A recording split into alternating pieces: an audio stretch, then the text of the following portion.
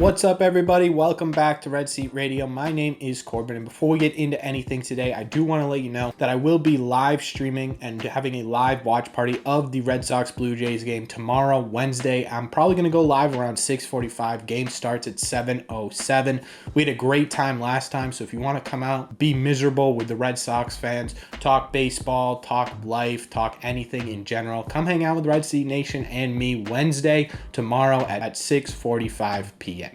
Anyways, on to today's video. This was a video that I really didn't want to make. In fact, I've had this video ready to go for a little bit now, and I've been kind of avoiding it because it was my hope that the Red Sox would be able to bolster their offense themselves and get ready and into this season. That has not happened yet, and yesterday we'll talk more about it on our recap, but that was just an embarrassing performance.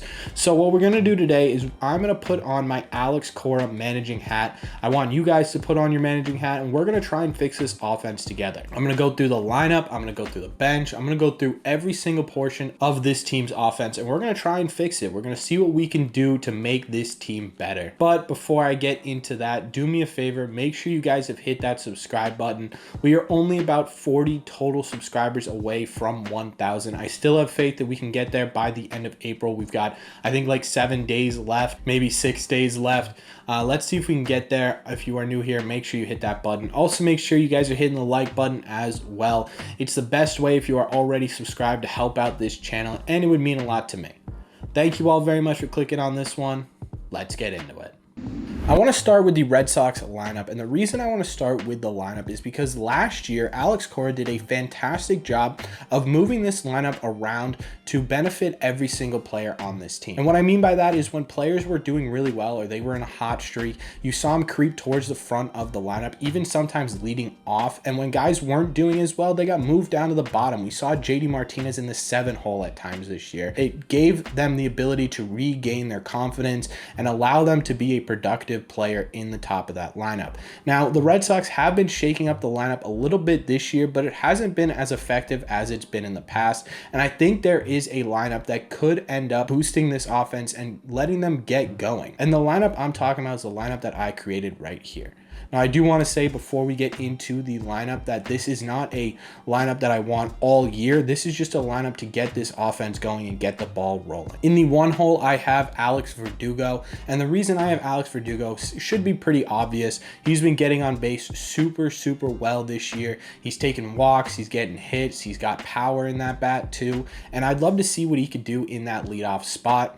At number 2, we've got Trevor Story, and the reason I have Trevor Story at number 2 is because, yes, he got off to a slow start, but we're starting to see him put it together. I think a lot of the reason he had a slow start is everything we've been talking about for the past couple of weeks. The fact that he had a shortened spring training that was way shorter than everyone else's. He had his baby. He had food poisoning. Now you're starting to see that contact come through a little bit, so we can use that contact in the 2 hole to get on base. And once he's on base, he is a threat at all times. He gets into pitchers' heads, he can snag bags, he can go first to third or first to home pretty quickly, and that is something that definitely could be used in that 2 hole. Not to mention, after the contact is going to come power, and he's going to be a powerhouse once that comes, so having him in the 2 spot to me makes sense, at least for right now. There are a couple of constants in this lineup that I created that's the same as the Red Sox current lineup, and one of those is Xander Bogart's in the 3 hole.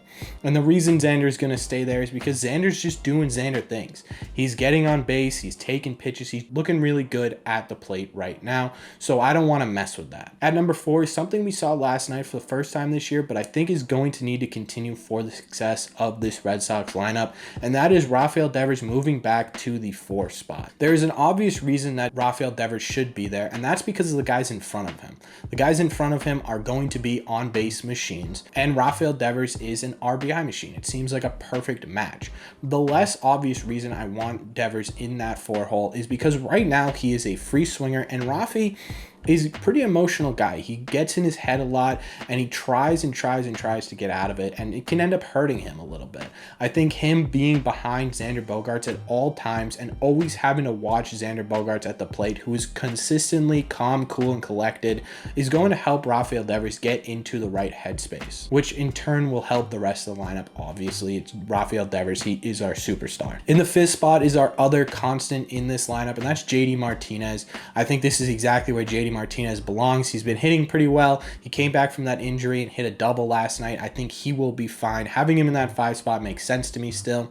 In the 6th spot is where I think a lot of people are going to debate me on, and that is that Jackie Bradley Jr. should be our 6th man right now. Not only because of the lefty-righty balance, but also because Jackie Bradley Jr. statistically is our 3rd or 4th best hitter on this team right now. He's been laying down bunts, he's been getting walks, and he's been hitting the ball really hard. Jackie Bradley Jr. is a super streaky player, so why not take advantage of him being on a hot streak right now and use that to bolster this front half of the lineup to get guys across the plate, because that's what we desperately need. If these guys can get on base and Devers, JD, or Jackie can drive them in, that would help out a ton. Moving on to the 7th player in this lineup, and that's where Kike Hernandez is going to fall. Now, Kike, who I eventually do want as a leadoff hitter, I think he's a fantastic leadoff guy, hasn't been doing super well at the plate. We've been seeing sort of him kind of resurge in the last couple of games. You saw the RBI single last night. He had a couple RBIs in the Trop against the Rays, but he's not fully there yet. I'd say he's about 85-90% of the way, and to boost him up to 100%, move him down the lineup, take some pressure off of him. You've got the power hitters in front of you, so you're not always going to need to be that guy. It'll give him some confidence, and on top of that, it could be a huge boost to this bottom third of the lineup, who has just been abysmal so far. Coming in at number 8, I put the catcher position. The reason I put the catcher position, not Vasquez, is because Vasquez, like most of the people on this team, has been terrible at the plate, but Vasquez has been especially terrible. He's leading the team, I believe, in swinging at balls and getting outs on batted balls. So if Vasquez can't put it together pretty soon here, I wouldn't be surprised if Plawecki started getting more at-bats. He's been putting the barrel on the ball at a much higher rate than Vasquez. So that's the reason I have the catcher position at number 8. Number 9, I have Bobby Dalbec. Now, Bob is probably, out of everyone on this team, slumping the worst, and it's so apparent when Bobby's slumping. He does not look good at the plate. And I think one of the reasons why he's slumping so poorly is he just doesn't have the motivation that he had in that second half last year. I don't think it was a coincidence. I don't think anyone thinks it's a coincidence that once Kyle Schwarber got signed and they let Bobby know, hey, Kyle Schwarber's coming for your job, Bobby took off. This year, Bobby doesn't have that motivation, and it could be as simple as, hey, Bob, we don't trust you anymore, and until you can prove it, we're going to put you in that 9 hole. That could be enough motivation to get him going. But speaking of Bobby Dalbec motivation, that's going to lead me perfectly into talking about how we can change the bench of the Red Sox to be a better offensive bench. We're going to start the bench off with probably the most obvious change that the Red Sox could make, because when we talk about Bobby's motivation, one of the factors is that he knows that as poor as he does at the plate, they're not going to take him out because their second best option is a guy who has yet to get a hit. I'm talking about Travis Shaw on this Red Sox bench. Travis Shaw, I love the guy. He's a great human being, but he is just not a productive member of the Red Sox. In fact, in my opinion, he's hurting the Red Sox a lot when he's in games. He's a surefire out, and he just doesn't have it anymore. In my opinion, there is a super obvious solution to this, and that is the number 1 first base prospect in baseball, Tristan Casas. A lot of people, including myself, don't want Casas to come up to be the savior of the Boston Red Sox. To put all that pressure on a prospect, on a rookie, is not good for him, and it's not good for the Red Sox. But the longer that they wait to bring Tristan Casas up, the more that comes true. Why not bring Casas up now? In my opinion, the worst case scenario for Casas is it's a pressure on Bobby Dalbec, who performs better under pressure when his job's on the line, and you've got a guy who can at the very least get on base on the bench. The best case scenario for Tristan Casas is he comes up and he mashes, and he's a platoon for Bobby Dahlbeck, who's also mashing because he doesn't want to lose his job. So now you've got a well-rounded superstar in a platoon at first base in Tristan Casas and Bobby Dahlbeck. Even the worst case scenario is better than what we're getting from Travis Shaw right now. This should be a no-brainer in my opinion. This is something that's going to be controversial, so let me know what your thoughts are down below. Moving on to the rest of the bench, I'll touch on Plawecki quickly. Like I said, I think he's going to get more appearances in games, so I don't think he's going anywhere. However, if both of them are slumping super hard, there's always the option of Connor Wong, who is a utility infielder as well as a catcher, so maybe there's a switch up there at some point this year, but I don't see that happening just yet. And then we go on to the last two players, Arroyo and Arroyo. Arroyo is much like Travis Shaw in my opinion right now. He's a complete waste of an at-bat. He has not been able to do anything at the plate. I know he's out right now, but even when he was in, he wasn't doing well. And we're going to talk about a possible solution to that in a second, but I also want to touch on Christian Arroyo really quickly. And Arroyo, who like many others on this team, has not been doing well at the plate. Although with Arroyo, I think it's a very specific situation, because in my opinion, for the last month, he's been focused on becoming a productive right fielder for the Red Sox. He hasn't been focusing on being a hitter as much as he's been focusing on being a competent fielder. And this brings me back to Jonathan Arroyo. I think the solution here, and this one might also be controversial, is call up Franchy Cordero.